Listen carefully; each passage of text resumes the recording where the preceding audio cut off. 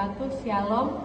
Kami dari kelas 5B akan menjelaskan tentang variabel costing untuk memenuhi tugas mata kuliah.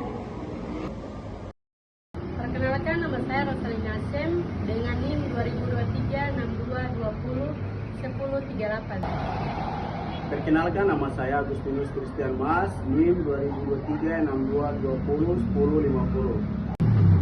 Perkenalkan, nama saya Anita Sumuro, NIM 2023-6220-10. Baik, materi yang akan kita bahas yang pertama yaitu pengertian variabel costing, 2. Tujuan variabel costing, 3. Manfaat variabel costing, 4. Kelemahan variabel costing, 5. Keunggulan variabel costing, dan yang terakhir cara menghitung variabel costing. Yang pertama, pengertian variabel costing adalah metode akuntansi biaya yang hanya memasukkan biaya variabel dalam perhitungan harga pokok produksi. Variabel costing juga dikenal sebagai direct costing adalah metode perhitungan biaya di mana hanya biaya produksi variabel yang diperhitungkan sebagai harga pokok produksi. Biaya tetap dianggap sebagai biaya periode dan dibebankan langsung ke laba rugi. Kalkulasi biaya yang menentukan bahwa yang termasuk biaya produksi adalah bahan langsung, tenaga kerja langsung, dan biaya overhead pabrik. Sedangkan BOP tetap termasuk biaya periodik.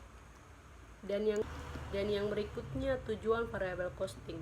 Tujuan variabel costing ini mempermudah analisis memisahkan biaya tetap dan variabel sehingga memudahkan analisis dampak perubahan volume produksi terhadap laba.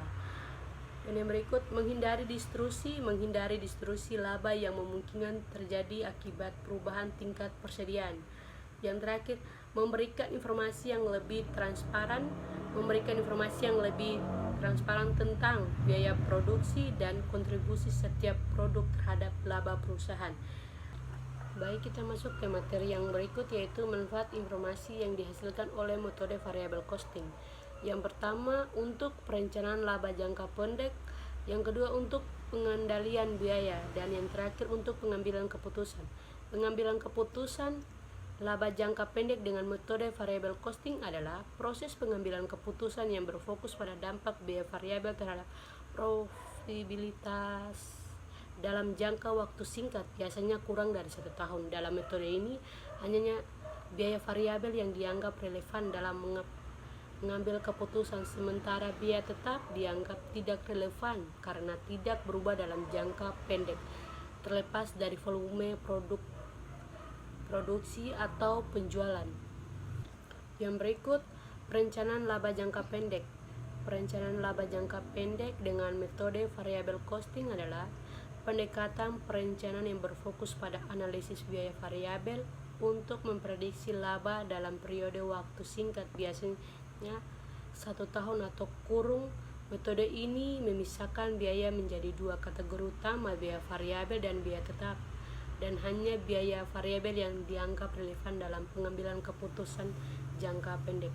Dan yang berikut, pengendalian biaya. Dalam variabel costing, periodic costing yang terdiri dari biaya tetap dikumpulkan dan disajikan secara terpisah dalam laporan laba rugi sebagai pengurang terhadap laba kontribusi dengan memisahkan biaya tetap dalam laporan laba rugi variabel costing. Dalam metode variabel costing, ini biaya produk mencakup yang pertama biaya bahan baku. Biaya bahan baku adalah biaya yang digunakan untuk bahan yang bisa dengan mudah dan langsung bisa diidentifikasi dengan barang jadi. Contoh bahan baku adalah tembakau bagi perusahaan, rokok dan kayu bagi perusahaan mebel. Yang kedua, biaya tenaga kerja langsung adalah biaya tenaga kerja yang secara langsung mengenai proses produksi atau bisa dihubungkan langsung dengan barang jadi. Contoh tenaga kerja langsung adalah tukang kayu dan perusahaan mebel, dan ruko, printing rokok dan perusahaan rokok, atau singarek kretek tangan. Yang ketiga, biaya overhead pabrik adalah biaya pabrik selain daripada bahan baku dan tenaga kerja langsung jadi biaya ini tidak dapat diidentifikasi langsung dengan barang yang dihasilkan. Contohnya, biaya overhead pabrik adalah bahan pembantu, sering juga disebut dengan bahan tidak langsung. Contohnya perlengkapan pabrik, yaitu seperti baut, mur, dan pelipur dalam perusahaan mebel. Kelemahan metode variable costing.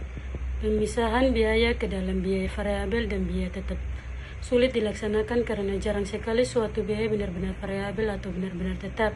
Metode variable costing dianggap tidak sesuai dengan prinsip akuntansi yang lazim, sehingga laporan keuangan untuk kepentingan pajak dan masyarakat umum harus dibuat atas dasar metode full costing.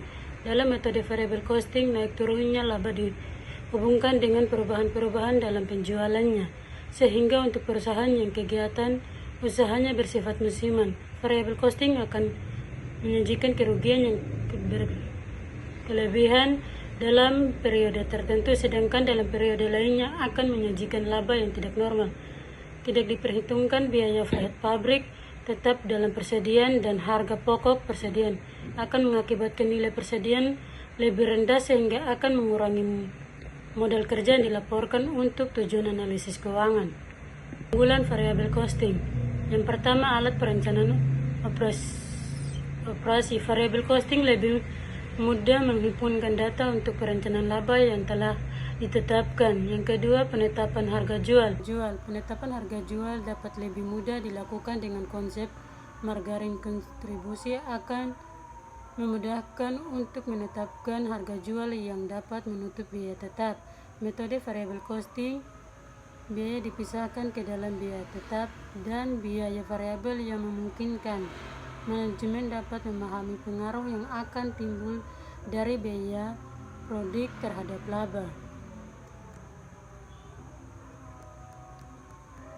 Keunggulan variable costing. Penentuan titik impas atau pulang pokok. Perhitungan sederhana untuk menentukan suatu keadaan perusahaan tidak mengalami laba dan juga tidak mengalami rugi. Alat pengendalian manajemen. Variable costing jauh lebih efektif daripada full costing untuk pengendalian manajemen. Penentuan harga pokok produksi variabel dikenal juga dengan istilah direct costing. Harga pokok produksi, biaya bahan baku, biaya tenaga kerja langsung, biaya overhead pabrik variabel, harga pokok produksi. Contoh soal variable costing. PT Maju Jaya memproduksi meja. Berikut adalah data biaya produksi untuk bulan Januari tahun 2024.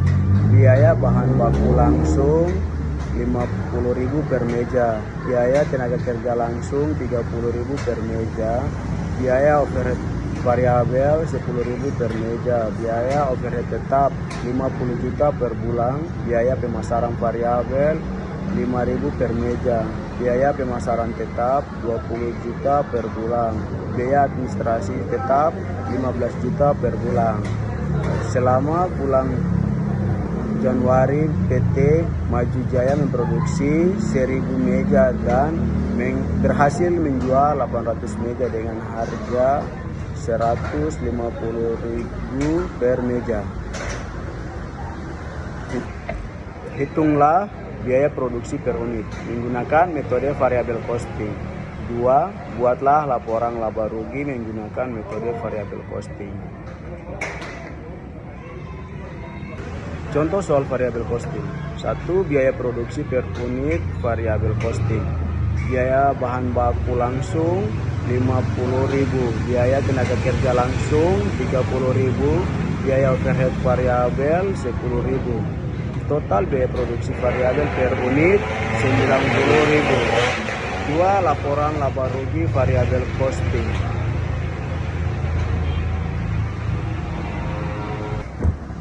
PT Maju Jaya laporan laba rugi untuk bulan yang terakhir 31 Januari 2024. Penjualan 800 meja kali Rp 150.000 dibagi 120 juta. Harga pokok penjualan variabel 800 meja dikali 90.000 dibagi 72 juta. Margin kontribusi Rp 48 juta. Biaya pemasaran variabel 800 meja dikali Rp 5.000 dibagi Rp 48 juta.